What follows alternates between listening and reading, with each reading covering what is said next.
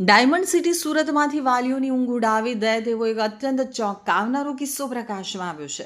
સુરત શહેરના પોશ ગણાતા city light વિસ્તારની એક અંગ્રેજી માધ્યમની શાળામાં અભ્યાસ કરતા 14 વર્ષના વિદ્યાર્થીએ લખેલી આત્મહત્યાની ચિઠ્ઠીએ સમગ્ર પંથકમાં ચકચાર મચાવી દીધી છે.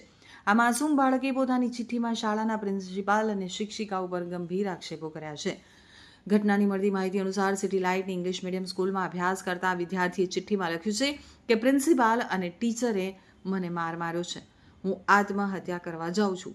આ શબ્દો વાંચતા જ પરિવાર સ્તબ્ધ થઈ ગયો. વિદ્યાર્થીનો આરોપ છે કે છેલ્લા 1 વર્ષથી શાળાના પ્રિન્સિપાલ અને શિક્ષિકા તેના ઉપર માનસિક અને શારીરિક અત્યાચાર ગુજારી રહ્યા છે અને તેને સતત મારવામાં આવે છે. બાળકો શાળામાં સુરક્ષિત છે કે કેમ તેવો પ્રશ્ન આ ઘટનાએ ફરી એકવાર ઉઠાવ્યો છે. 14 વર્ષનો તરુણ જ્યારે આવા ગંભીર પગલાંની વાત કરે ત્યારે તે કેટલી હદે માનસિક પીડામાં હશે તેનો અંદાજ લગાવી શકાય છે. આ કિસ્સો સુરતના તમામ વાલીઓ માટે એક મોટી ચેતવણી છે કે તેઓ પોતાના બાળકો સાથે સતત સંવાદ રાખે, શાળામાં તેમની સાથે કેવું વર્તન થાય છે તેની જાણકારી મેળવતા રહે. આટલી ગંભીર ઘટના હોવા છતાં સૂત્રોના જણાવ્યા અનુસાર આ મામલે હજુ સુધી કોઈ પણ સત્તાવાર પોલીસ ફરિયાદ થઈ નથી. જોકે સોશિયલ મીડિયા અને સ્થાનિક સ્તરે આ ચિઠ્ઠી વાયરલ થતાં શાળા પ્રશાસન સામે લોકોનો રોષ ફાટી નીકળ્યો છે. આ મામલે હવે તંત્ર કેવા પગલાં લે છે તે તો જોવું જ રહ્યું. નમસ્તે દર્શક મિત્રો, લોકભારતી મંડળનો ટ્રસ્ટી અને પ્રમુખ હું દિનકરભાઈ નાયક છું. અને જે કંઈક શનિવારે અમારે ત્યાં જે કંઈક બનાવ બન્યો છે તે બાબતમાં આપ આવ્યા છો અહીંયા ચેનલના મિત્રો, તો મારે સાચી હકીકત બને જેટલી અત્યાર સુધીમાં હું તપાસ કરી શક્યો છું એ આપને જાણકારી આપું.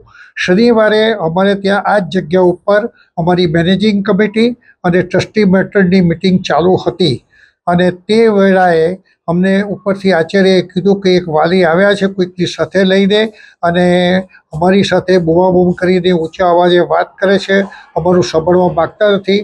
એટલે અમે અમારા એક મેનેજિંગ કમિટીના સભ્યને તાત્કાલિક ઉપર મોકલી આપ્યા કે તમે જઈને તપાસ કરો અને વિગતો જાણવા પ્રયત્ન કરો. તે દિવસે શનિવારનો દિવસ હતો.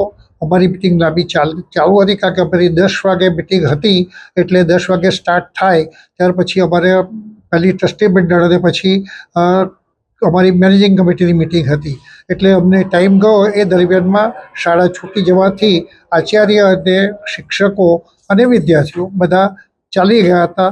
પણ શનિવારે રાત્રે મેં આચાર્યશ્રીને ફોન કરીને વિગતો જાણવા માટે પ્રયત્ન કર્યો અને એમને એવું કહ્યું કે તમે સોમવારે સવારે હું 10:15 થી 10:30 આવી જઈશ, તમે સ્કૂલ પર આવી જાઓ અને મને આવીને મળો અને બધી વિગતો તમારી પાસે અત્યાર સુધી જે તમારે કહો છો એ બધું લઈને તમે આવી જાઓ.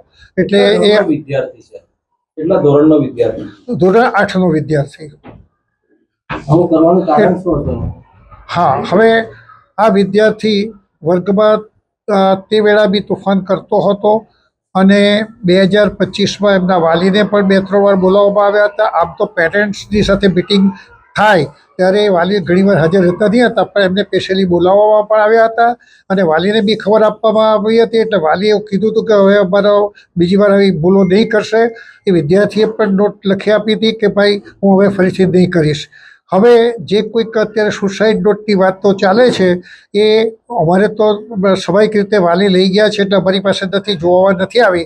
પણ આચાર્યશ્રીએ કીધું કે આ નોટ્સ મેં જોઈ છે અને આ વિદ્યાર્થીના જે હસ્તાક્ષરો છે નોટબુકમાં તે અને એ વિદ્યાર્થીએ 2025માં તોફાન કરતાં જે લખી આપેલું છે તે ના અક્ષરો જોતા એ બંને અક્ષરો તદ્દન જુદા છે અને આ છોકરાનું કેલિબર અમે જે પ્રમાણે જાણીએ છીએ તે પ્રમાણે જોતા આ જે સુસાઇડ નોટ લખાઈ છે એ કોઈક બીજાએ જ લખી આપી હોય એવું ચોક્કસ દેખાય છે.